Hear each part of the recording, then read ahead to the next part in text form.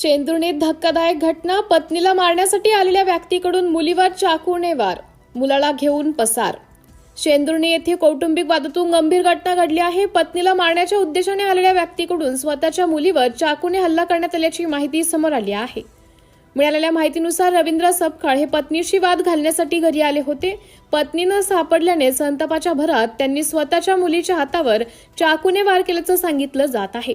या हल्ल्यात मुलगी जखमी झाली असून तिला तात्काळ उपचारासाठी दवाखान्यात दाखल करण्यात आले आहे. तिची प्रकृती स्थिर असल्याची माहिती आहे. तसेच घटनेनंतर आरोपीने आपल्या मुलाला सोबत घेऊन घटनास्थळावरून निघून गेल्याचं समजते. या प्रकरणी रवींद्र सपकाळ यांच्याविरुद्ध पोलिसात फर्याद दाखल करण्यात आली आहे. पोलीस निरीक्षक विलास चव्हाण यांच्या मार्गदर्शनाखाली गुन्हा नोंदवण्यात आला असून पुढील तपास सुरू आहे. या घटनेमुळे परिसरात खळबळ उडाली असून पोलिसांकडून आरोपीचा शोध घेण्याचं काम सुरू आहे.